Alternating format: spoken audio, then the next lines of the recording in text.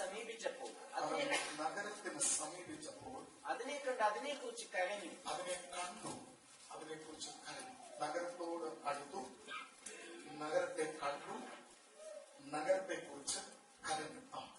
ഈ നാളുകളിൽ നിന്റെ സമാധാനമുള്ളത് കരച്ചിലും പറച്ചിലും എന്നൊക്കെ നമ്മൾ പറയുന്നത് പോലെ കരച്ചിലിനോട് ആ കരഞ്ഞു എന്നുള്ളിടത്ത് ശരിക്കും എഴുതിയിരിക്കുന്ന വാ വിട്ട് പൊട്ടിക്കരയുകയാണ്. കരഞ്ഞുകൊണ്ട് അവൻ ഇങ്ങനെയാ പറഞ്ഞത്, ഈ നാളിൽ നിന്റെ സമാധാനത്തിനുള്ളത് നീ അറിഞ്ഞിരുന്നെങ്കിൽ കൊള്ളായിരുന്നു. ഇപ്പോഴും അത് നിന്റെ കണ്ണിന് മറഞ്ഞിരിക്കുന്നു. നിന്റെ സന്ദർശനകാലം നീ അറിയാഞ്ഞത് കൊണ്ട് നിന്റെ ശത്രുക്കൾ നിനക്ക് ചുറ്റും വാട പോയി നിന്നെ വളഞ്ഞ നാല് പുറത്തും ഞെരുക്കി നിന്നെയും നിന്നിലുള്ള നിന്റെ മക്കളെയും നിലത്ത് തള്ളിയിട്ട് നിങ്ങൾ കല്ലിന്മേൽ കല്ല് ശേഷിപ്പിക്കാതിരിക്കുന്ന കാലം നിനക്ക് വരും. പിന്നെ അവൻ ദൈവാലയത്തിൽ ചെന്ന് വിൽക്കുന്നവരെ പുറത്താക്കുന്നു. യേശു കരഞ്ഞു എന്ന് ലൂക്കോസ് എഴുതിയിരിക്കുന്നെങ്കിൽ യോഹന്നാൻ എഴുതി യേശു കണ്ണുനീർ വാർത്തു. അത് ലാസറിന്റെ കല്ലറയോടുള്ള ബന്ധത്തിലാണ്. യേശു ക്രിസ്തു ജീസസ് വെപ്റ്റ് എന്ന് നമുക്കവിടെ കാണുവാനായിട്ട് സാധിക്കും. അവിടെ യേശു ക്രിസ്തുവിന്റെ ഒരു ശാന്തമായ കരച്ചിലായിരുന്നു. ലാസറിന്റെ കല്ലറയ്ക്കൽ ലാസർ മരിച്ചതിന്റെ വേദനയിലൊന്നും അല്ല കർത്താവ് കരഞ്ഞത്. കാരണം ലാസർ മരിച്ചതിന് കർത്താവിന് ഒട്ടും ഭാരപ്പെടേണ്ട കാര്യമില്ല. ലാസറിനെ ഉയർപ്പിക്കാനാണ് കർത്താവ് വന്നിരിക്കുന്നത്. പക്ഷെ ലാസറിന്റെ മരണത്തിൽ വേദനപ്പെട്ട് കരയുന്ന ചിലർ അവിടെ ഉണ്ട്. യേശു അവിടെ കരഞ്ഞത് ഒന്നുകിൽ നമ്മൾ പറയുന്നത് മറിയുടെയൊക്കെ കരച്ചിൽ കണ്ടുകൊണ്ടാണ്. മറ്റു ചിലർ പറയുന്നത് അവിടെ നിൽക്കുന്ന അവരുടെ അവിശ്വാസം കണ്ടുകൊണ്ട് കർത്താവ് കരഞ്ഞുപോയി എന്നൊക്കെ പല വ്യാഖ്യാനങ്ങൾ. പക്ഷെ ഇവിടെ കർത്താവ് നഗരത്തിൽ സമീപിച്ചപ്പോൾ നഗരത്തെ കണ്ടു. നഗരത്തെ നോക്കി കർത്താവ് എന്ത് ചെയ്തു? കർത്താവ് എന്തിനെങ്കിലും നോക്കി കരയുന്നെങ്കിൽ ആ കരച്ചിലിനകത്ത് ഒരു മെസ്സേജ് കൺവേ ചെയ്തു. ആ മെസ്സേജ് എന്താണെന്നാണ് നമുക്കറിയേണ്ടത്. കർത്താവ് എന്തിനാ യെരൂശലേമിനെ നോക്കി കരഞ്ഞു? യെരൂശലേമിനെ നോക്കി കരഞ്ഞിട്ട് കർത്താവ് പറഞ്ഞ ഇതാണ്, ഈ നാളിൽ നിന്റെ സമാധാനത്തിലുള്ളത് നീ അറിഞ്ഞിരുന്നെങ്കിൽ കൊള്ളാം. പക്ഷെ അത് അറിയാതെ പോയതിന്റെ കാരണം നിന്റെ കണ്ണിന് തിമിര രോഗം ബാധിച്ചതുകൊണ്ട് നിനക്ക് പലതും കണ്ടിട്ട് ഗ്രഹിക്കാൻ കഴിയാതെ തിരിച്ചറിയാൻ കഴിയാതെ പോയി. നിന്റെ കണ്ണ് നിരോധിച്ചിരിക്കുന്നു. ഈ അർത്ഥം നിനക്ക് തിമിരം, നിനക്ക് തിരിച്ചറിയില്ല. യേശുക്രിസ്തു യെരൂശലേമിനെ നോക്കി കരഞ്ഞപ്പോൾ യേശുക്രിസ്തു യെരൂശലേമിന്റെ പിൻപിലേക്കൊന്ന് നോക്കി. കഴിഞ്ഞ 33 വർഷം യേശു യെരൂശലേമിന് അടുത്ത ഒരു 40 വർഷം കൂടെ കഴിയുമ്പോൾ എന്താ ഈ പട്ടണത്തിന്, ഈ ദേവാലയത്തിന് സംഭവിക്കാൻ പോകുന്നത് എന്ന് കർത്താവ് കണ്ടുകൊണ്ട് 2 ഭാഗം കണ്ടുകൊണ്ട് കഴിയുന്നത്. യേശുക്രിസ്തു കരഞ്ഞത് ഇപ്പോഴത്തെ സ്ഥിതിയെ നോക്കിക്കൊണ്ടല്ല. കഴിഞ്ഞ 33 വർഷം ചിലത് അവിടെ നടന്നിട്ട് ഇവർ തിരിച്ചറിയാതെ പോയി. അടുത്തത് അതിന്റെ ശിക്ഷയായിട്ട് അടുത്ത 40 വർഷം കഴിയുമ്പോൾ ഈ നഗരത്തിന് വരാൻ പോകുന്നത് എന്താണെന്ന് കർത്താവ് മനസ്സിലാക്കിയിട്ടാണ് യേശു ആവിട്ട്. ഇവിടെ എന്തിനാണ് യേശുക്രിസ്തു കരഞ്ഞത് എന്നവിടെ നമുക്ക് കാണുവാനായിട്ട് സാധിക്കുന്നത്. അതിന്റെ 43-ാമത്തെ വാക്യം നമുക്കൊന്ന് വായിക്കാം. അതാണ് എന്റെ വിഷയം. നിന്റെ സന്ദർശന കാലം നീ അറിയാതെ പോയി. ദൈവം യെരൂശലേമിനെ, യഹൂദന്മാരെ സന്ദർശിക്കുകയായിരുന്നു. ബേത്ലഹേമിലെ ജനനം മുതൽ യേശുക്രിസ്തുവിന്റെ ജീവിതവും യേശുക്രിസ്തുവിന്റെ ശുശ്രൂഷയും യേശുക്രിസ്തുവിന്റെ അത്ഭുതങ്ങളും അടയാളങ്ങളും എല്ലാം യഹൂദ ജനതയോടുള്ള മെസ്സേജ് ആയിരുന്നു. കനാനിയ സ്ത്രീ രോഗസൗഖ്യത്തിന് വേണ്ടി കർത്താവിന്റെ അടുത്ത് വരുമ്പോൾ പോലും കർത്താവ് ഡിക്ലെയർ ചെയ്ത് പ്രഖ്യാപിക്കുന്ന ഒരു പദമുണ്ട്, ഞാൻ മക്കളുടെ അപ്പം. ആ മക്കൾ എന്ന് പറയുന്നത് എന്റെ ജനമാകുന്ന യഹൂദന്മാരുടെ രോഗശാന്തി എടുത്ത് ഞാൻ ജാതികൾക്ക് കൊടുക്കത്തില്ല എന്ന് പറയാൻ കാരണം യഹൂദന്മാർക്ക് വേണ്ടി മാത്രം യേശുക്രിസ്തു വന്നു എന്ന് വ്യക്തമാക്കുന്ന യഹൂദന്മാർ തള്ളിയത് കൊണ്ടാണ് ജാതികളിലേക്ക് രക്ഷ തിരിഞ്ഞു പോകുവാനായിട്ട് ഇടയായത്. എന്നാൽ യഹൂദന്മാർ തിരിച്ചറിയാതെ പോയി. എന്താണ് തിരിച്ചറിയാൻ പോയത്? നിങ്ങളുടെ സന്ദർശന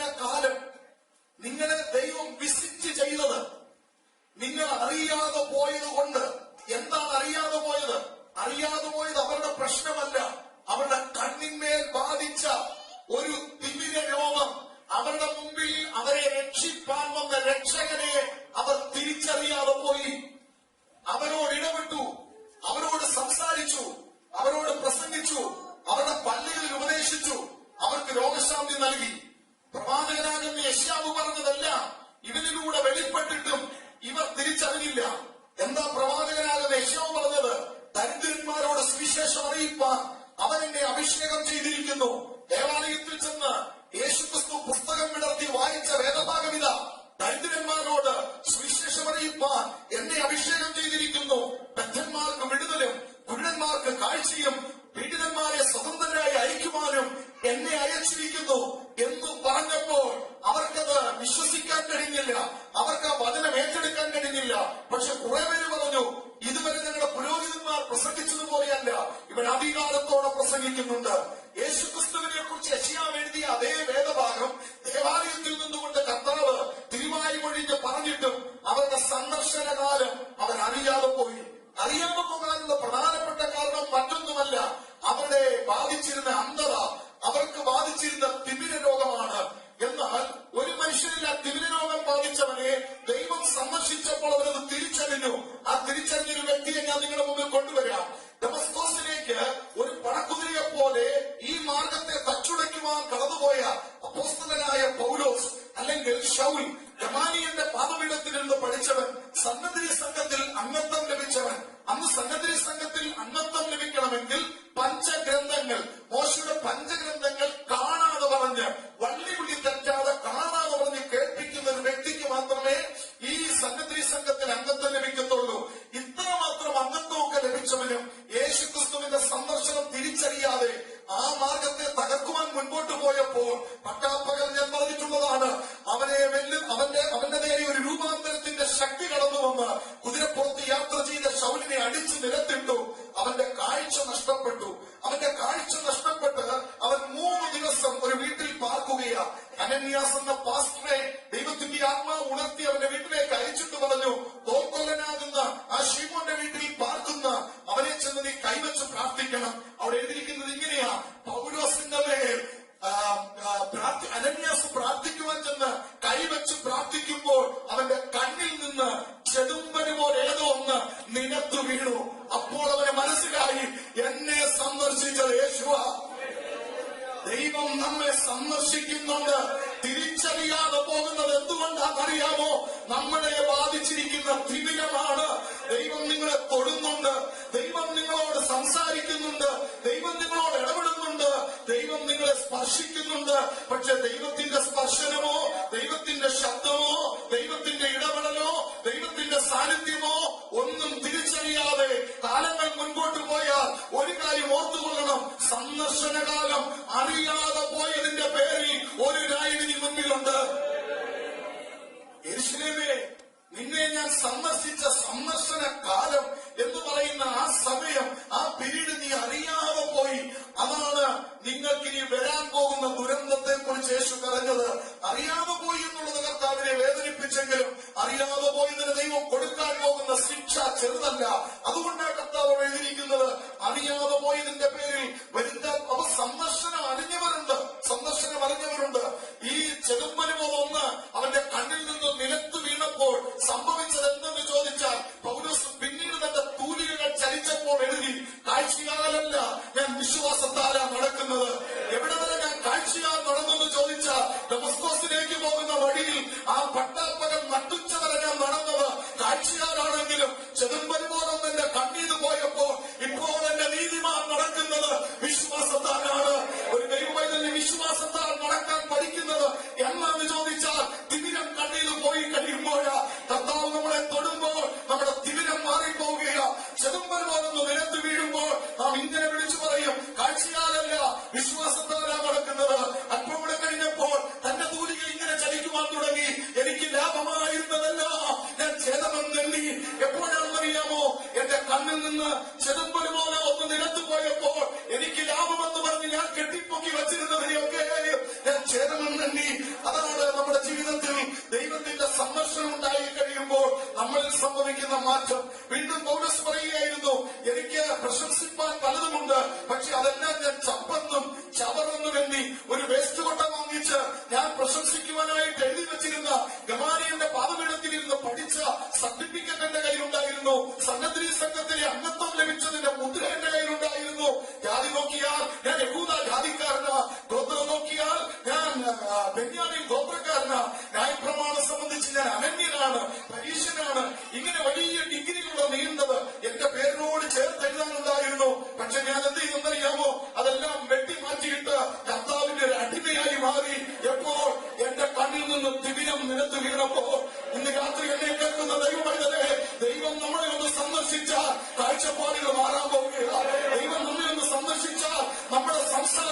മാറാൻ പോവുക. നമ്മൾ ഇന്ന് വലുതെന്നും നല്ലതെന്നും പറഞ്ഞ് കെട്ടിപ്പിടിച്ചു വെച്ചിരിക്കുന്നതല്ല, വലിച്ചെറിയാൻ എപ്പോൾ നമുക്ക് കഴിയും. കണ്ണിൽ നിന്ന് ചെതുമ്പൽ പോകുന്ന ദൈവം നമ്മളെ സന്ദർശിക്കുമ്പോൾ, പക്ഷെ ദൈവത്തിന്റെ സന്ദർശനം അറിയാതെ പോകുന്നു. ദൈവത്തിന്റെ സന്ദർശനം തിരിച്ചറിയാതെ പോകുന്നു. അഥവാ ദൈവത്തിന്റെ സന്ദർശനത്തിനായി കാത്തിരുന്ന ചിലരുണ്ട്. ദൈവം വരും, ദൈവം വരും, യേശുക്രിസ്തു വരുമെന്ന് പറഞ്ഞ് സന്ദർശനത്തിനായി കാത്തിരുന്ന ചിലരെ നമുക്ക് വേദപുസ്തകത്തിൽ കാണുവാൻ സാധിക്കും. ലൂക്കോസിന്റെ സുവിശേഷത്തിൽ തന്നെ ആ സന്ദർശനത്തിനായി കാത്തിരുന്ന രണ്ടുപേരെ പരിചയപ്പെടുത്തിയിട്ടുണ്ട്. ഞാൻ നിങ്ങളുടെ മുമ്പാകെ കൊണ്ടുവരാം. 1-ാം അധ്യായത്തിലേക്ക് നമുക്ക് കടന്നു വരാം. 2-ാം അധ്യായം അതിന്റെ 36-ാമത്തെ വാക്യം വായിക്കാം. ലൂക്കോസ് 2:36.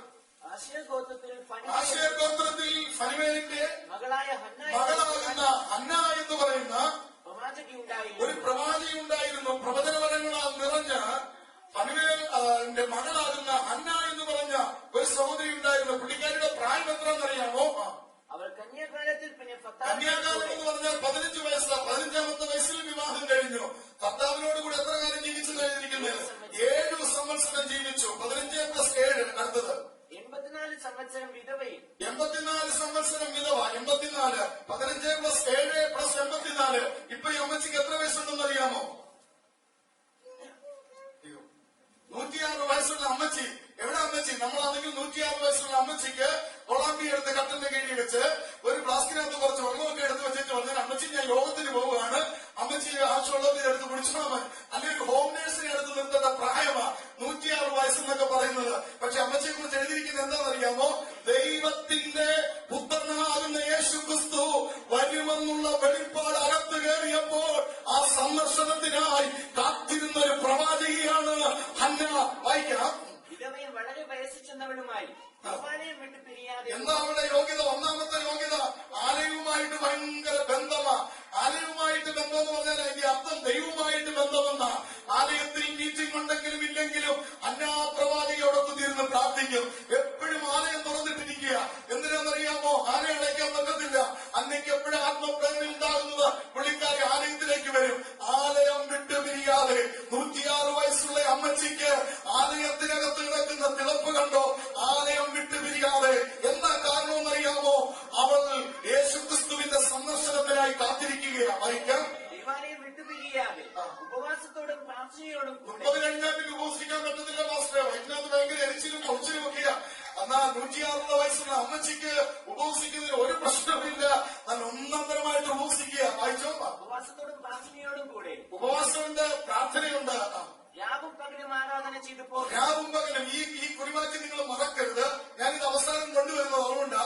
ദൈവിക സന്ദർശനം നമ്മൾ അനുഭവിക്കണമെങ്കിൽ, ദൈവം നമ്മളെ വിസിറ്റ് ചെയ്യുമ്പോൾ നമ്മളത് തിരിച്ചറിയണമെങ്കിൽ പ്രാർത്ഥന, ഉപവാസം, ആലയം വിട്ടുപിരിയാതെ രാവും പകലും ആരാധിച്ചുകൊണ്ടിരിക്കുകയായിരുന്നു.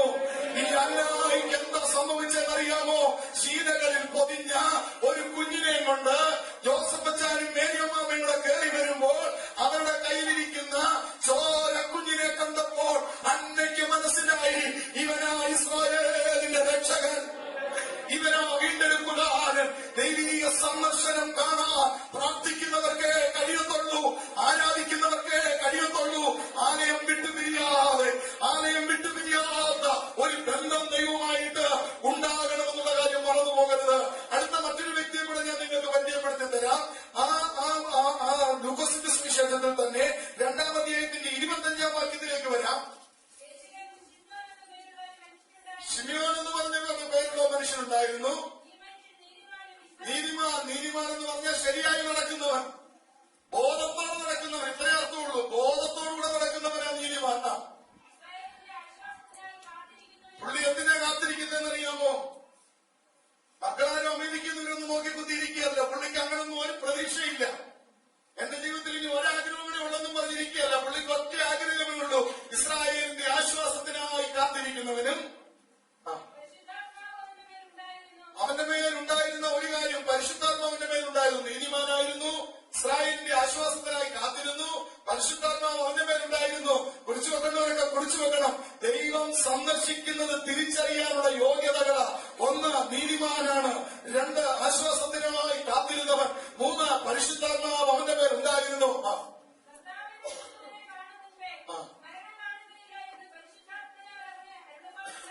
എനിക്ക് തോന്നുന്നു അന്നാമ്മച്ചിയായിരിക്കും പ്രവചിച്ചേന്നു. കാരണം തൊട്ടപ്പുറത്ത് ആലയത്തിൽ ഇടയ്ക്കിടയ്ക്ക് വന്നിരുന്ന് പ്രവചിക്കുന്ന ഒരു അമ്മച്ചി അപ്പുറത്തിരിപ്പുണ്ട്. 106 വയസ്സുള്ള പുള്ളിക്കാരി ശിബിയോനെ കണ്ടപ്പോൾ പറഞ്ഞ്, യേശു ക്രിസ്തുവിനെ കണ്ടല്ലാതെ നീ മരിക്കത്തില്ലെന്ന് ഒരു പ്രവചനം, ഒരു വാഗ്ദത്തം അവന്റെ മേലുണ്ട്. അടുത്തത് ആത്മനിയോഗത്താൽ എന്ന് പറഞ്ഞാല് ഇന്ന് യോഗത്തിന് പോകണ്ടെന്നൊക്കെ മനസ്സ് പഠിച്ചിരുന്നതാ. കാരണം കട്ടിലെ കിടന്നപ്പോ നല്ല ഉറക്കമുണ്ടായി. ഇനി അങ്ങനെ പിറണെ ഉണ്ടാകുന്ന സമയമാ. കാരണം കൂരിട്ട് ബാധിച്ചിട്ടുണ്ട്, തണുപ്പ് ചെറുതായിട്ട് വീണിട്ടുണ്ട്, കമ്പിളിയൊക്കെ എടുത്ത് ഡ്രൈ ക്ലീൻ ചെയ്യാൻ കൊടുത്തിട്ടുണ്ട്. അതെല്ലാം നമ്മുടെ കട്ടിലിൽ തിരിച്ചെടുത്തത് കൊണ്ട് ഇനിയും പലർക്കും ഉണ്ടാകാവുന്ന ഒരു ഫീലിംഗ് ആണ്. വെള്ളിയാഴ്ച രാവിലെ ഇന്നിപ്പം പോകുന്നില്ല, വ്യാഴാഴ്ച വൈകിട്ട് ഒരുപാട് ക്ഷീണമുണ്ട്, ഇത് നമുക്ക് തോന്നാം. പക്ഷെ അന്ന് പുള്ളിക്കും തോന്നിയായിരുന്നു ഒന്ന് പോകണ്ടാണ്. എന്നാൽ ആത്മാവ് ഒരു പ്രേരണ കൊടുത്ത് ഇന്ന് നീ ആലയത്തിൽ പോകേണ്ട ദിവസമാണ്. എന്താ ഇന്നിന്റെ പ്രത്യേകത? ശീലയിൽ പൊതിഞ്ഞൊരു കുഞ്ഞിനെ കൊണ്ട് അമ്മയമ്മ ദേവാലയത്തിൽ വരുമ്പോൾ കർത്താവിന്റെ രക്ഷ എന്റെ കണ്ണ് കണ്ടുവല്ലോ എന്ന് ശിമയോൻ വാവിട്ട് പറഞ്ഞപ്പോൾ ദൈവത്തിന്റെ സന്ദർശനം തിരിച്ചറിഞ്ഞു. ഉപവസിക്കാൻ തയ്യാറായിക്കോ, പ്രാർത്ഥിക്കാൻ തയ്യാറായിക്കോ, രാവും പകലും ആരാധിക്കാൻ തയ്യാറായിക്കോ. ദൈവത്തിന്റെ സന്ദർശനം ഇന്നും നടക്കുന്നുണ്ട്. അറിയാതെ പോയാൽ ഒരു ന്യായവിധിയാ മുൻപിലുള്ളത്. ശിമയോനെയും ഹന്നായെയും ഞാൻ പരിചയപ്പെടുത്തി. ദൈവത്തിന്റെ വിശേഷം തിരിച്ചറിഞ്ഞ പൗലോസിന്റെ കണ്ണിൽ നിന്ന് ഒരു ചെതുമ്പ നിലത്ത് വീണപ്പോൾ കാഴ്ചപ്പാട് തന്നെ മാറുകയായിരുന്നു. പൗലോസിന്റെ ശബ്ദം തന്നെ മാറുകയായിരുന്നു. പ്രസംഗത്തിന്റെ ശൈലി തന്നെ മാറുകയായിരുന്നു. ഏത് മാർഗത്തെ തകർക്കാനിറങ്ങിയോ പിന്നീട് അവൻ പറയുന്നത് ഈ മാർഗത്തെ നേടണമെന്ന്. ഏത് മാർഗത്തെ ഉടയ്ക്കാനിറങ്ങിയോ പിന്നീട് അവൻ പറയുന്നത് ഈ മാർഗത്തെ പണിഞ്ഞേ ഞാൻ അവസാനിക്കത്തുള്ളൂ. ഇന്ന് രാത്രിയിൽ ദൈവം നമ്മെ സന്ദർശിച്ചാൽ നമ്മൾ ഈ പുറത്തിറങ്ങി ഇന്നലെ വരെ സംസാരിച്ച വാക്കുകളായിരിക്കത്തില്ല. ഭാഷയിൽ വ്യത്യാസം വരാൻ പോവുക, പ്രാർത്ഥനാ മുറിയിൽ വ്യത്യാസം വരും, നമ്മുടെ ആരാധനയിൽ വ്യത്യാസം വരും. പക്ഷെ ഒന്ന് തിരിച്ചറിയാതെ പോയി.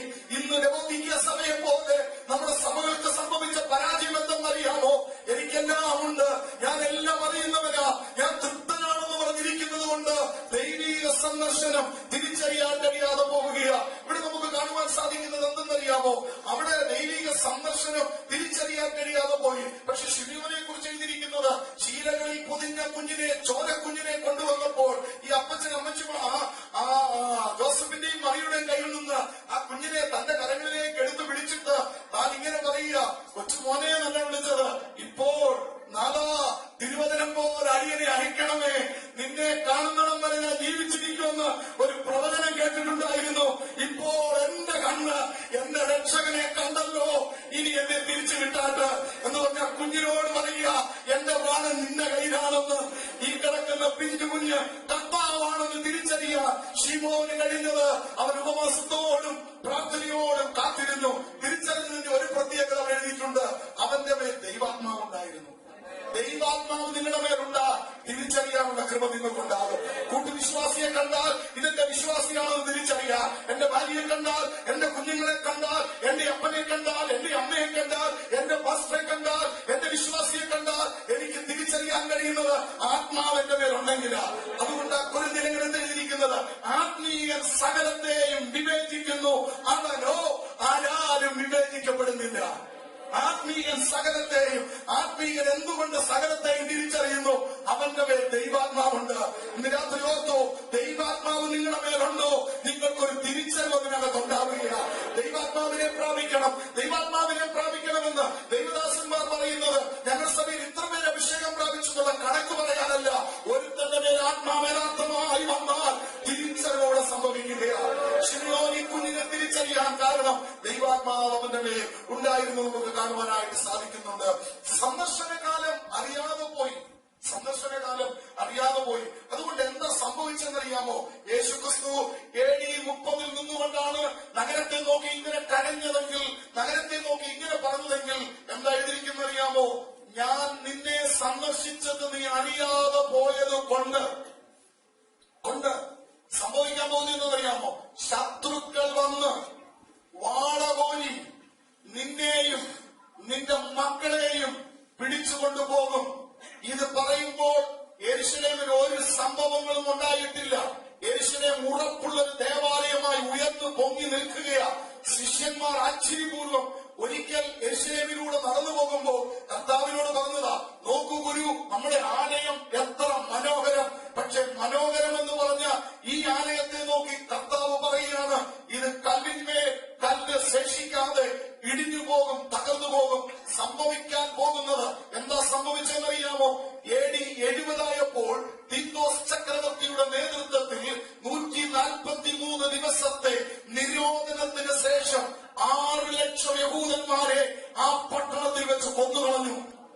ഒന്നും രണ്ടുമല്ല, 1 ലക്ഷമല്ല, 2 ലക്ഷമല്ല. യേശു AD 30 പറഞ്ഞ പ്രവചനം നിറവേറുമ്പോൾ 6 ലക്ഷം യഹൂദന്മാരുടെ രക്തം യെരൂശലേം നഗരത്തിൽ ഒഴുകി. ആ നഗരം തീ വെച്ചു, ദേവാലയം ഇടിച്ചു കളഞ്ഞു. അവിടെ ബാക്കിയുണ്ടായിരുന്നവരെ അവർ പിടിച്ചുകൊണ്ടുപോയി അടിമകളാക്കി. ഇത് കർത്താവ് AD 30 അവിടെ നിന്നുകൊണ്ട് കണ്ടിട്ടാണ് വാവിട്ട് കരഞ്ഞത്. 6 ലക്ഷം യഹൂദന്മാരുടെ ഡെഡ് ബോഡി നിരന്ന് കിടക്കുന്നത് യേശു AD 30 അവിടെ നിന്നുകൊണ്ട് കണ്ടു. ഈ ദേവാലയം ഇടിഞ്ഞു തകരുന്നത് യേശു AD 30 അവിടെ നിന്നുകൊണ്ട് കണ്ടു. ഇവിടെ നിന്ന് യൗവനക്കാരെ, ആരോഗ്യ ദൃഢധാത്രന്മാരെ പിടിച്ചുകൊണ്ടുപോകുന്നത് യേശു ക്രിസ്തു AD 30 കണ്ടു. ഇന്ന് രാത്രി എന്നെ നോക്കി കർത്താവ് കരയുന്നെങ്കിൽ എനിക്കെന്തോ വിപത്ത് മുമ്പിലുണ്ട്. എന്നെ നോക്കി കർത്താവ് സന്തോഷിക്കുന്നെങ്കിൽ എനിക്കെന്തോ മുമ്പിൽ അനുഗ്രഹമുണ്ട്. ഞാനാണ് ചോദിക്കേണ്ടത്, കർത്താവേ, എന്നെ നോക്കി കരയുകയാണോ എന്ന്, എന്നെ നോക്കി സന്തോഷിക്കുകയാണോ? എന്റെ ആരാധനയ്ക്കുള്ള വരവ് ഞാൻ ദൈവത്തിനെ കേൾക്കുമ്പോൾ എന്റെ പ്രതികരണങ്ങള് എല്ലാം കാണുന്ന 2 കണ്ണ് ഇതിനകത്തുണ്ടെന്ന് ഞാൻ വിശ്വസിക്കുന്നുണ്ട്. എന്നാൽ ഇത് കാണുമ്പോൾ ദൈവം സന്തോഷിക്കുന്നത്. അവൻ സന്ദർശിച്ചു. ആ സന്ദർശിച്ചത് അവൻ അറിയാതെ പോയി. അറിയാതെ പോയതുകൊണ്ട് എന്താ സംഭവിച്ചെന്നറിയാമോ? അവിടെ അവർക്ക് വരാൻ പോകുന്ന ന്യായവിധിയെ കണ്ടുകൊണ്ട് കർത്താവ് കരയുകയായിരുന്നു സംഭവിച്ചത്. നാം തിരിച്ചറിയണം. എന്റെ സന്ദർശന കാലം ഞാൻ തിരിച്ചറിയണം. ആ കാലം എങ്ങനെ തിരിച്ചറിയാൻ പറ്റും? എന്നെ ദൈവം സന്ദർശിച്ചുകൊണ്ടിരിക്കുകയാണോ? ദൈവം എന്നോട് ഇടപെട്ടുകൊണ്ടിരിക്കുകയാണോ? തോന്നലുകളെന്ന് പറഞ്ഞ് തള്ളിക്കളയരുത്. അതെന്റെ ചിന്തകളായിരിക്കുമെന്ന് പറഞ്ഞ് തള്ളിക്കളയരുത്. തോന്നലുകൾ ദൈവത്തിന്റെ ഇടപെടലുകളായിരിക്കാം. നിരന്തരമായി ഉണ്ടാകുന്ന ചില പ്രേരണകൾ ദൈവത്തിന്റെ ഇടപെടലുകളായിരിക്കാം. ഏഷ്യ മൈനറിലേക്ക് പോകുവാൻ കാലെടുത്തു വെച്ച പൗലോസിനെ ആത്മാവ് വിലക്കുമ്പോൾ പരിശുദ്ധാത്മാവിന്റെ വിലക്ക് തിരിച്ചറിയാൻ പൗലോസിന് കഴിഞ്ഞു. എന്താ കാരണം? അവന്റെ കണ്ണിൽ നിന്ന് ചെറുമല് പോയതുകൊണ്ട്. ആത്മാവ് വിലക്കുമ്പോൾ, വേണ്ടെന്ന് പറയുമ്പോൾ ഒന്ന് സ്റ്റോപ്പാക്കാൻ നമുക്ക് കഴിയണം. ആത്മാവ് ചെല്ലെന്ന് പറഞ്ഞൊരു പ്രേരണ വരുമ്പോൾ പോകാൻ നമുക്ക് കഴിയണം. വെറുമൊരു ലാഘവത്തോടെ ആത്മീയ ജീവിതത്തെ കാണരുത്. വെറുമൊരു നിസ്സാരമായി ആത്മീയ ജീവിതത്തെ കാണരുത്. വളരെ സീരിയസ് ആയിട്ട് നാം എടുക്കേണ്ട മണിക്കൂറുകളാ. ഇതെന്റെ സന്ദർശന കാലമാണെന്ന് ഞാൻ എങ്ങനെ തിരിച്ചറിയും? നമുക്ക് കാലങ്ങളെ തിരിച്ചറിയാൻ കഴിയുമെന്ന് കർത്താവ് പറഞ്ഞിട്ടുണ്ട്. വായിക്കാമോ? മത്തായിയുടെ സുവിശേഷം 16-ാം അധ്യായത്തിന്റെ 2-3 വാക്യങ്ങൾ. മത്തായി 16:2-3. അവരോട് അവൻ ഉത്തരം പറഞ്ഞത്, സന്ധ്യാസമയത്ത് ആകാശം ചുവന്ന് കണ്ടാൽ, നോക്കൂ, സന്ധ്യാസമയത്ത് ആകാശം ചുവന്ന് കണ്ടാൽ നല്ല തെളിവാകുമെന്നും, നല്ല തെളിവാകുമെന്നും, രാവിലെ ആകാശം മൂടി ചുവന്ന് കണ്ടാൽ, രാവിലെ ആകാശം മൂടി ചുവന്ന് കണ്ടാൽ ഇന്ന് മഴക്കോൾ ഇന്ന് ഉണ്ടാകുമെന്നും മഴക്കോൾ ഉണ്ടാകുമെന്നും നിങ്ങൾ പറയുന്നു. ആകാശത്തിന്റെ ഭാവം ശ്രദ്ധിക്കണേ, ആകാശത്തിന്റെ ഭാവം വിവേചിക്കാൻ നിങ്ങൾ അറിയുന്നു. എന്നാൽ കാലലക്ഷണങ്ങളെ വിവേചിപ്പാൻ കഴിയുകയില്ലയോ? കാലമേതാണെന്ന് തിരിച്ചറിയാൻ, കാലലക്ഷണങ്ങളെ വിവേചിക്കാൻ നിങ്ങൾക്കറിയത്തില്ലയോ? ആകാശത്ത് കാർമേഘം ഇരുണ്ടു മൂടുമ്പോൾ മഴയുണ്ടെന്നും, കാർമേഘം മാറിയിട്ട് തെളിവായി കാണുമ്പോൾ വേനലാകുന്നുവെന്നും തിരിച്ചറിയാൻ നിങ്ങൾക്ക് കഴിയുന്നു. 10 ദിവസം മുൻപ് തൊട്ടേ നമ്മുടെ ശ്രദ്ധകളൊക്കെ പറക്കി വെളിയിലിട്ട് ഉണക്കാൻ തുടങ്ങിയതിന്റെ കാരണം ഒരു തണുപ്പ് കാലം വരാൻ പോകുന്നു എന്നുള്ള വിവേചനം നമുക്കുണ്ടെങ്കിൽ ആത്മാവിന്റെ ഇടപെടലിന്റെ കാലം എന്തുകൊണ്ട് തിരിച്ചറിയാതിരിക്കുന്നു? ആത്മാവ് ഉണർത്തുമ്പോൾ എന്തുകൊണ്ടത് തിരിച്ചറിയാതിരിക്കുന്നു? ഇത് ഒരു പിന്മഴയുടെ കാലമാണെന്ന്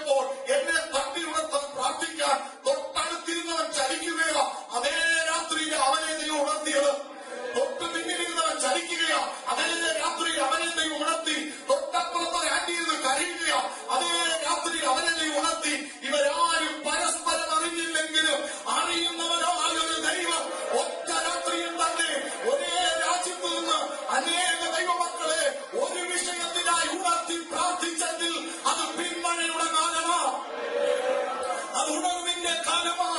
അത് നമ്മൾ തിരിച്ചറിയാനിടയാകണം. പ്രാർത്ഥനയ്ക്കായി പലരെ ഒരേ സമയത്ത് ഉണർത്തുമ്പോൾ ഒരു സന്ദർശനത്തിന്റെ സമയം അടുക്കുകയാണ്.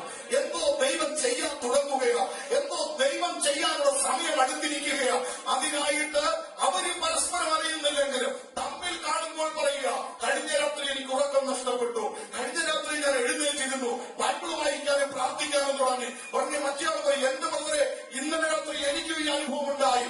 ഇങ്ങനെ പരസ്പരം ഒരേ അനുഭവം അനേക ദൈവമക്കൾക്കുണ്ടാകുന്നെങ്കിൽ അത് തിരിച്ചറിയണം. ഒരു ഉണർവിന്റെ സമയമായി, ഒരു ദൈവപ്രവൃത്തിയുടെ സമയമായി. ഇത് ഭാര്യയുടെ മേലും ഭർത്താവിന്റെ മേലും വരാം. ഇതൊരു കുടുംബത്തിൽ തന്നെ പലരെ ദൈവത്തിന്റെ ആത്മാവ് ഒരുക്കിയെടുക്കാൻ കഴിയുമെന്നുള്ള കാര്യം മറന്നു പോകരുത്. എന്തെങ്കിലും അല്ല നിങ്ങൾ ഉണർവിനായി പ്രാർത്ഥിക്കേണ്ടത്, ഉണർവിന്റെ കാലം തിരിച്ചറിയണം. ആകാശം ചുവന്നു കാണുമ്പോൾ നിങ്ങൾ ചിലത് പറയുന്നു, ആകാശം ഇരുണ്ടുകൂടുമ്പോൾ നിങ്ങൾ ചിലത് പറയുന്നു.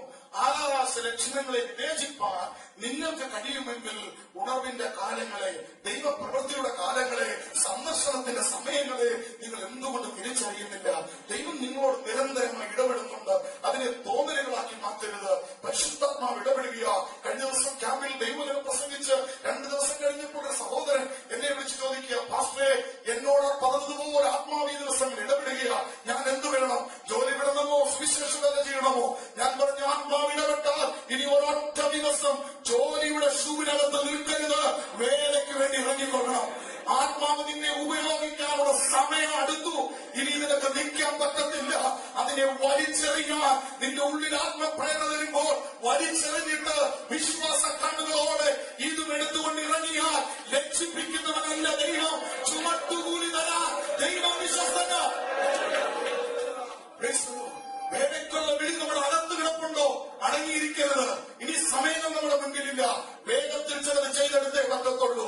ദൈവത്തിന്റെ വിസിറ്റേഷൻ തിരിച്ചറിയാതെ പോയാൽ നമ്മുടെ മുമ്പിൽ ന്യായവിധികളുണ്ട്, നമ്മുടെ മുൻപിൽ വലിയ കെണികൾ ഒരുങ്ങുന്നുണ്ട്. അത് നാം തിരിച്ചറിയണം. എങ്ങനെ ദൈവത്തിന്റെ ആത്മാവിന്റെ ഇടപെടലിനെ തിരിച്ചറിയാൻ കഴിയും? ദൈവത്തിന്റെ വിസിറ്റേഷൻ എങ്ങനെ തിരിച്ചറിയാൻ കഴിയും? ദൈവത്തിന്റെ വിസിറ്റേഷൻ തിരിച്ചറിയുവാൻ കഴിയണമെങ്കിൽ നമ്മൾ എന്ത് ചെയ്യണമെന്ന് അറിയാമോ? അത് തിരിച്ചറിയാൻ കഴിയാത്തതിന്റെ പ്രശ്നങ്ങളെ കുറിച്ച് നാം പഠിക്കുമ്പോൾ lack of prayer and supplication, ദൈവത്തോടുള്ള പ്രാർത്ഥനകളും യാചനകളും കുറയുന്നതാണ്. ഒരു കാര്യം ഹന്നായിൽ നിന്ന് മനസ്സിലായി, രാവും പകലും ആലയം വിട്ടുപിരിയാതെ കരയുകയും പ്രാർത്ഥിക്കുകയും ചെയ്ത മാതാവിന് ലോകത്ത് പലർക്കും ലഭിക്കാത്തൊരു ഭാഗ്യം. 84 വയസ്സ് വരെ 84 വർഷം വിധവയായി ജീവിച്ചവർ മാത്രമാണ്. 7 വർഷമേ ഭർത്താവിനോടുകൂടെ ജീവിച്ചുള്ളൂ. 15 വർഷമായപ്പോൾ വിവാഹം നടന്നു. ഈ ജീവിതത്തിലെ ദുഃഖങ്ങളെല്ലാം മറന്നത് എന്നാന്ന് ചോദിച്ചാൽ, ദുഃഖം മാറാൻ വേണ്ടിയാണെങ്കിലും ആലയത്തിൽ വന്നിരുന്ന് പ്രാർത്ഥിച്ച മാതാവിന് രക്ഷകനെ കാണാൻ ഇടയായി. ദൈവം സന്ദർശിക്കുമ്പോൾ അത് തിരിച്ചറിയാതെ പോയത് യഹൂദ പ്രമാണിമാർക്ക്, പരീശന്മാർക്ക്, ശാസ്ത്രിമാർക്ക്, പീലാത്തോസിന്, ഹെരോദാവിന്, രാജാക്കന്മാർക്കും പ്രമാണികൾക്കും തിരിച്ചറിയാൻ കഴിയാതെ പോയ യേശുക്രിസ്തുവിന്റെ സന്ദർശനം വിധവയായ 106 വയസ്സുള്ള ഒരു മാതാവിന് തിരിച്ചറിയാൻ കാരണം അവരുടെ നിരന്തര പ്രാർത്ഥനയാണ്. ഇന്ന് രാത്രിയിൽ പരിശുദ്ധാത്മാവ് നിങ്ങളോട് പറയാൻ എന്റെ അകത്ത് നൽകുന്ന പ്രേരണ, സമയം കണ്ടെത്തി പ്രാർത്ഥിക്കാൻ തുടങ്ങിക്കോ. സമയം കണ്ടെത്തി ദൈവസന്നിധിയിൽ ഇരുന്ന് കരയാൻ സമയം കണ്ടെത്ത്. ഈ ബേസ്മെന്റിൽ പകലെല്ലാം ഫ്രീ ആയി കിടക്കുക. ഏത് വ്യക്തിക്കും വന്ന് ഇതിനകത്തിരുന്ന് വാവിട്ട് കരയാൻ അവസരങ്ങളുണ്ട്. സമയം പാഴാക്കരുത്. പ്രാർത്ഥനയ്ക്ക് നമ്മൾ ഒരുങ്ങുക. ഉപവാസവും പ്രാർത്ഥനയും വ്യക്തിപരമായ ജീവിതത്തിൽ തെരഞ്ഞെടുക്കുക. ഒരു ഓഫ് കിട്ടുമ്പോൾ, ഒരു ലീവ് കിട്ടുമ്പോൾ ഇതൊക്കെ പ്രാർത്ഥനയുടെ ദിവസമാണെന്ന് തിരിച്ചറിയണം. ഇതെന്റെ ഉപവാസത്തിന്റെ ദിവസമാണ്. എന്തിനോ ഒന്നിനായി ദൈവം എന്നെ ഒരുക്കുന്നുണ്ട്, എന്തിനോ ഒന്നിനായി ദൈവം എന്നെ പ്രിപ്പയർ ചെയ്യുന്നുണ്ട് എന്ന് നാം തിരിച്ചറിയണം. ഈ രാജ്യത്ത് എന്നെ കൊണ്ടുവന്നത് ഒരു ഭൗതിക നന്മ തരാനാണെന്ന് പിശാച് നിങ്ങളുടെ കാതിൽ പറഞ്ഞിട്ടുണ്ട്. എന്റെ ബ്രദറെ ബൈബിൾ ക്ലാസ് നാളെ ആയാലുമുണ്ട്, എന്റെ ബ്രദറെ ഉപവാസ പ്രാർത്ഥന നാളെ ആയാലുമുണ്ട്, എന്റെ ബ്രദറെ സഭായോഗം നാളെ ആയാലുമുണ്ട്. നമ്മുടെ ജീവിതത്തിൽ എന്തെങ്കിലുമൊക്കെ ഒരു നന്മ പ്രാപിക്കേണ്ട സമയം ഇതല്ലേ? ഞാൻ ഒന്ന് നിങ്ങളോട് പറയാം, ഒരു നന്മ തരാനാണെങ്കിൽ ദൈവത്തിന് കുവൈറ്റിൽ കൊണ്ടുവരണ്ട. ഈ കുവൈറ്റ് രാജ്യത്ത് കൊണ്ടുവരാതെ തന്നെ നീ പാർക്കുന്ന നിന്റെ വീട്ടിലിട്ട് നന്മ തരാൻ എന്റെ ദൈവം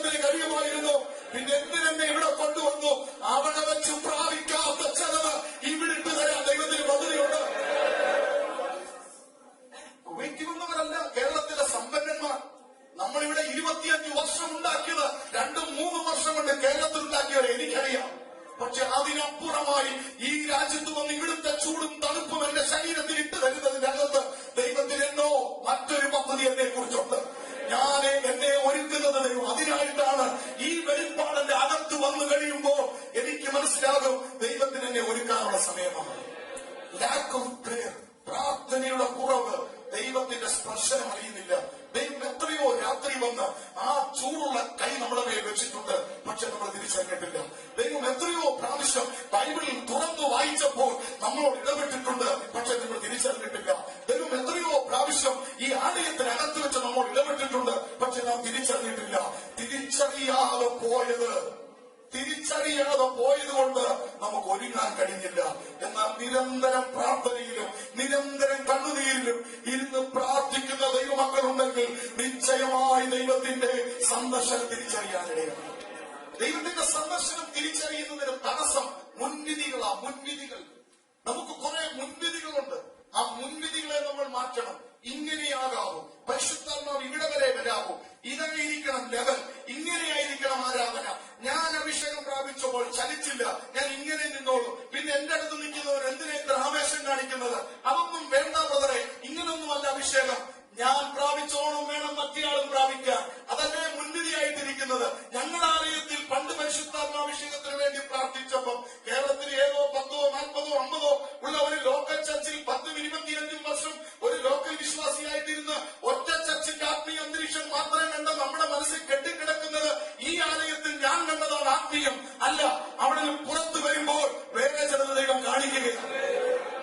ഞാൻ എന്റെ ആലയത്തിൽ 25-30 വർഷം പല ലോക്കൽ പാസ്റ്റർമാർ മാറി മാറി ശുശ്രൂഷിച്ച എന്റെ മാതാപിതാക്കളോടുകൂടെ ആരാധിച്ച ആലയത്തിൽ ഞാൻ കണ്ടതല്ല. അതിനപ്പുറത്തും ദൈവത്തിന് പ്രവൃത്തിയുണ്ട്. ദൈവം എന്നും പുതിയത് ചെയ്യുന്ന ദൈവമാണ്. ചെങ്കടൽ വിഭാഗിച്ച രീതിയല്ല യോർദാൻ വിഭാഗിച്ചപ്പോൾ, ഒരു കുരുടനെ സൗഖ്യമാക്കിയ രീതിയല്ല അടുത്ത കുരുടനെ സൗഖ്യമാക്കിയപ്പോ, ഒരു കുഷ്ഠരോഗിയെ സൗഖ്യമാക്കിയ രീതിയല്ല അടുത്ത കുഷ്ഠരോഗിയെ. ഒരുത്തനെ തൊട്ട് സൗഖ്യമാക്കുന്നു, ഒരുത്തനോട് വീട്ടിൽ പോയി പുരോഹിതനെ കാണിക്കാന്ന് പറയുന്നു, അവൻ തിരിഞ്ഞപ്പോൾ സൗഖ്യം. ഒരുത്തനെ തൊട്ടപ്പോൾ സൗഖ്യം. ലോകത്തിലെ ബ്രദറെ, ഞാൻ തൊട്ട് സൗഖ്യമാക്കുന്നതാണ് കണ്ടിട്ടുള്ളത്, അതുകൊണ്ട് ഇവിടെ തൊട്ടുള്ള സൗഖ്യം മതി. അതല്ല, ആത്മാവിന് വിട്ടുകൊടുത്തിട്ട് നീ ഒന്ന് നിശ്ചലമായി നിന്ന് ആത്മാവ് പ്രവർത്തിക്കാൻ തുടങ്ങുകയാണ്. മുൻവിധികളെ നമ്മൾ മരിപ്പിക്കുക. എന്താ മുൻവിധി എന്നറിയാമോ? നമുക്കറിയാമല്ലോ, ഒരു മനുഷ്യൻ ഇങ്ങനെ വരിക, അവന്റെ ദേഹം മുഴുവനും കുഷ്ഠമാണ്. ആ നയമാൻ എന്ന് പറഞ്ഞ മനുഷ്യൻ എലീശ എന്ന പ്രവാചകന്റെ അടുത്ത് സൗഖ്യമാക്കാൻ വരിക. അവനവന്റെ രഥത്തിൽ ഇരുന്നു കൊണ്ടിങ്ങനെ വരിക. തേര് നയിച്ചുകൊണ്ടിരിക്കുന്നവരുടെ വിചാരമൊത്തരല്ല അവന്റെ വിചാരം. തേരിലിരിക്കുന്ന ഈ നയമാന്റെ വിചാരം, ഞാൻ അങ്ങോട്ട് ചെന്ന് തേരിലിരിക്കുമ്പോൾ തന്നെ എലീശ ഇങ്ങോട്ട് ഇറങ്ങി വന്ന് കൈയൊന്ന് വീശുമ്പോൾ എന്റെ കുഷ്ഠം മാറും, കൈയൊന്ന് വീശുമ്പോൾ എന്റെ കുഷ്ഠം മാറും. ഇതായിരുന്നു തേരിലിരിക്കുന്ന നയമാന്റെ മുൻവിധി.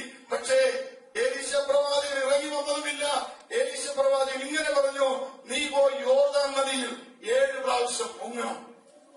7 പ്രാവശ്യം മുങ്ങണം. പുള്ളിക്ക് അത് ഇഷ്ടപ്പെട്ടില്ല. പുള്ളി തേരിലിരുന്നുകൊണ്ട് കോപിക്കാൻ തുടങ്ങി. എന്റെ നാട്ടിൽ അഡ്വാനയും പർപ്പനും ഒക്കെ ഉണ്ടായിരുന്നല്ലോ. നല്ല ഒന്നാം തരം നീല നദികൾ കിടക്കുമ്പോൾ കരഞ്ഞു മറിയുന്ന യോർദാൻ നദിയിൽ കുളിക്കാൻ നാണമില്ല ഈ പ്രവാചകന് പറയാം. എന്നാൽ കൂടെ നിന്നവർ പറഞ്ഞു, യജമാനെ കുഷ്ഠമല്ലേ? എന്നാൽ അവന് കുഷ്ഠം മാത്രമല്ല, മഹാകോപിഷ്ഠനാണ് കൂടി ഇപ്പൊ വെളിപ്പെട്ടു. പക്ഷെ യോർദാൻ നദിയിൽ ഇറങ്ങി 7 പ്രാവശ്യം മുങ്ങിയപ്പോൾ കുഷ്ഠവും മാറി, കോപവും മാറി. ഇപ്പൊ അവൻ പ്രവാചകന് മുമ്പിൽ ചെന്ന് കുമ്പിടാൻ തയ്യാറാണ്. അവന്റെ ധാരണകളായിരുന്നു ഇങ്ങനെയായിരിക്കും സൗഖ്യം, ഇങ്ങനെയായിരിക്കും കാര്യങ്ങൾ. അല്ല, നമ്മുടെ ധാരണകളെ നമ്മൾ മാറ്റണം. ദൈവത്തിന്റെ ഇടപെടൽ നമ്മളെ വിട്ടുകൊടുക്കുക. നമ്മുടെ മുൻവിധികളാണ് ദൈവപ്രവൃത്തിക്ക് തടസ്സം. ഇങ്ങനെയാകാവൂ, ഇതാണ് ലെവൽ, ഇങ്ങനെയാണ്, അങ്ങനെയാണ് എന്നൊക്കെ പറഞ്ഞുകൊണ്ട് നാം വെച്ചുകൂട്ടുന്ന പല മുൻവിധികളും ദൈവപ്രവൃത്തിക്ക് തടസ്സമായി നിൽക്കുമ്പോൾ നമ്മുടെ ജീവിതത്തിൽ മുൻവിധികളെ നമ്മൾ മാറ്റുക. മൂന്നാമതായി, നുറുക്കപ്പെടാൻ തയ്യാറാകുക. ആമോസ് പ്രവാചകന്റെ പുസ്തകത്തിൽ ഒരു വാക്യം ഇവിടെ വായിക്കാം. ആമോസ് പ്രവാചകന്റെ പുസ്തകത്തിൽ നിന്ന് 10-ാം അധ്യായത്തിന്റെ 12-ാം വാക്യം. വേഗത്തിൽ ആമോസ്, സോറി, ഓശിയ 10:12. നീതിയിൽ വിതപ്പി, വേഗൊത്ത വെള്ളം കൊയ്യുവിൻ, നിങ്ങളുടെ തരിശുനിലം ഒഴുവിൻ. നിങ്ങളുടെ തരിശുനിലമെല്ലാം ഒഴുവിൻ. യഹോവ വന്ന് നിങ്ങളുടെ മേൽ നീതി വർഷിപ്പിക്കുക. ദൈവത്തിന്റെ സന്ദർശനം നമ്മുടെ മേൽ ഉണ്ടാകുവാൻ, ദൈവത്തിന്റെ സന്ദർശനം തിരിച്ചറിയുവാൻ നാം ഒന്ന് നുറുക്കപ്പെടാൻ തയ്യാറാകണം. മുൻ സമയം ചെലവഴിക്കണം. ഇങ്ങനെ ഈ ചെലവഴിക്കുന്ന ദൈവവൈതലിന് ദൈവത്തിന്റെ ഇടപെടൽ നമ്മുടെ വീട്ടിനകത്ത് തിരിച്ചറിയാൻ കഴിയും. നമ്മൾ പലപ്പോഴും ദൈവത്തിന്റെ ഇടപെടലിട്ടിരിക്കുന്ന വിധി ക്ഷണിക്കപ്പെട്ട ദൈവദാസൻ എന്റെ വീട്ടിൽ വന്ന് പ്രാർത്ഥനയ്ക്കായി തന്നെ പായിൽ പിടിച്ചിരുത്തി ഒരു പാട്ടുപാടി, അത് കഴിഞ്ഞിട്ട് ഒരു ആത്മസാന്നിധ്യം വരാതെ വന്നപ്പോൾ പറഞ്ഞു ഒരു പാട്ടുകൂടെ പാടാൻ വച്ചായ, അങ്ങനെ ഒരു പാട്ടുകൂടെ പാടി. എന്നിട്ടും ആത്മസാന്നിധ്യം വന്നില്ല. എല്ലാവരും കുറെ നേരം കണ്ണടച്ചിരുന്ന് പ്രാർത്ഥിക്കാൻ പറഞ്ഞു. എന്നിട്ടും ആത്മസാന്നിധ്യ പ്രവാചകനെ കിട്ടിയില്ല.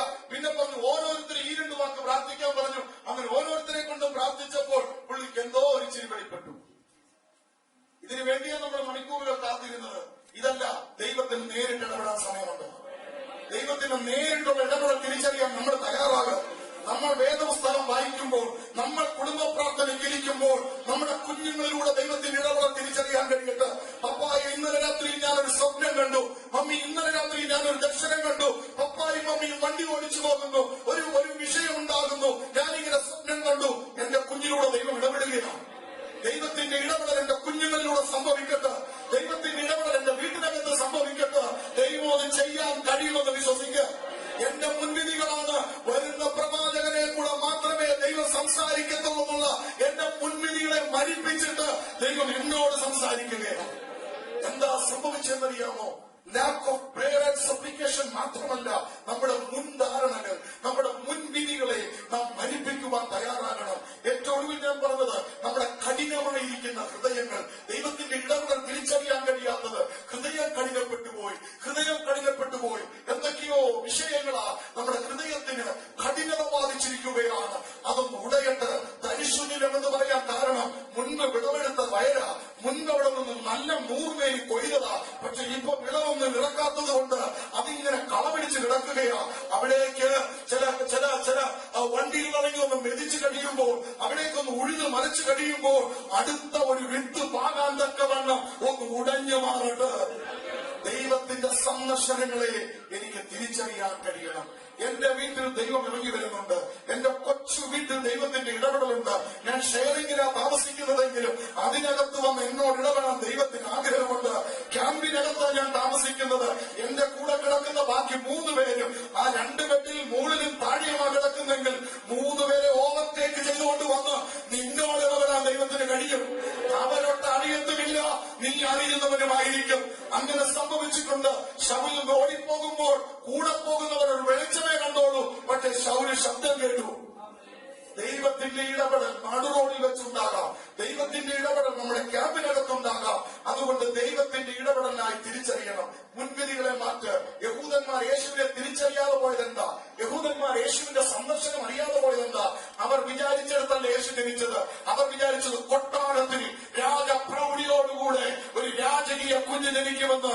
പക്ഷെ ബേത്ലഹേമിന്റെ പുൽക്കൂട്ടില രക്ഷകൻ ജനിച്ചത്. മുൻവിധികൾ മാറ്റ്. അതിന് വിചാരിച്ചതുപോലല്ല യേശു ജീവിച്ചത്. അതിന് വിചാരിച്ച വസ്ത്രമല്ല യേശു ഇട്ടത്. അതിന് വിചാരിച്ച മെനയിലല്ല യേശു പ്രസംഗിച്ചത്. അതിന് വിചാരിച്ച മെനയിലല്ല യേശു ശുശ്രൂഷിച്ചത്. അതിന് വിചാരിച്ചതുപോലെ എല്ലാം വ്യത്യസ്തമായി വന്നപ്പോൾ അവർക്ക് യേശുവിനെ ഉൾക്കൊള്ളാൻ കഴിഞ്ഞില്ല. അവരൊരു ചിവനാണോ രക്ഷകൻ? ചുങ്കക്കാരുടെയും പാപികളുടെയും കഴിക്കാൻ പോകുന്നു. ഇവനാണോ പാപികയായ ഒരു സ്ത്രീ വന്നവന്റെ കാലിൽ തൊട്ടിട്ട് അവൻ തിരിച്ചറിയുന്നതിൽ പാപിയാണെന്ന് ശബരിയാക്കാരത്തെ സ്ത്രീയോട് സംസാരിച്ചപ്പോൾ ഇവനാതാ മനുഷ്യൻ, നമ്മളാരും ഇതുവരെ ശബരിയാക്കാരോട് സംസാരിച്ചിട്ട് പോലുമില്ല. അവർക്ക് വിപരീതമായി, അവരുടെ മുൻവിധികൾക്ക് വിപരീതമായി ശബത്തിൽ ചലിക്കുന്നത് പോലെ പാപമെന്ന് പറഞ്ഞപ്പോൾ യേശു പിടിച്ചെഴുന്നേൽപ്പിക്കാൻ തയ്യാറായി. യേശു കിടക്കെടുത്ത് വീട്ടിൽ പോകാൻ പറഞ്ഞു. അപ്പോൾ അവരുടെ മുൻവിധികളെ വിപരീതമാക്കിക്കൊണ്ട് കർത്താവ് പ്രവർത്തിച്ചതുകൊണ്ട് അവർക്ക് യേശുവിന്റെ സന്ദർശനം തിരിച്ചറിയാൻ കഴിയാതെ പോയി. നമ്മുടെ മുൻവിധികൾ പോലെയല്ല കാര്യം. ഇങ്ങനെയാകാവൂ, ഇതായിരിക്കണം. ആ മുൻവിധികളെ മരിപ്പിക്കുക. നമ്മുടെ ഹൃദയങ്ങൾ ഒന്ന് ഉടയട്ട്, ഒന്ന് വിറയ്ക്കട്ട്, ഒന്ന് തകർന്ന് പ്രാർത്ഥിക്കാൻ, ഒന്ന് കരഞ്ഞ് പ്രാർത്ഥിക്കാൻ. ഞാൻ എന്നോട് തന്നെ ചോദിക്കുക, എന്റെ കണ്ണിൽ നിന്ന് എന്റെ പ്രാർത്ഥനാ മുറിയിൽ കണ്ണുനീര് വന്നിട്ട് എത്ര ദിവസമായി? കണ്ണുനീര് വന്നിട്ട് എത്ര ദിവസമായി? എന്താ എനിക്ക് കരയാൻ പറ്റാത്തത്? കണ്ണിൽ കണ്ണുനീരിടാനിട്ടല്ല, ഹൃദയം കടുപ്പമായിട്ടാണ്. കണ്ണിൽ തല്ലിയോട് കാര്യമില്ല, ഹൃദയത്തെ തല്ലാൻ തയ്യാറാകും. ഹൃദയം തകരട്ട്. ഹൃദയം തകരുമ്പോൾ കണ്ണ് നിറയാൻ തുടങ്ങും. നനഞ്ഞ കണ്ണ് വിജയത്തിന്റെ അടയാളമാണ്. നനഞ്ഞ കണ്ണ് വിജയത്തിന്റെ അടയാളമാണ്. ആരാധനയ്ക്ക് വന്ന് 6 മുട്ടുകുത്തിയതാ. പാട്ടുകൾ പലതു പാടി, വചനം ഇത്രയും കേട്ട് എന്റെ കണ്ണൊന്ന് നനഞ്ഞോ? നനഞ്ഞിട്ടില്ലെങ്കിൽ എവിടോ ചിലത് കഠിനമായി കിടക്കുകയാ. ദൈവത്തോട് നിലവിളിച്ച് പ്രാർത്ഥിക്കുക.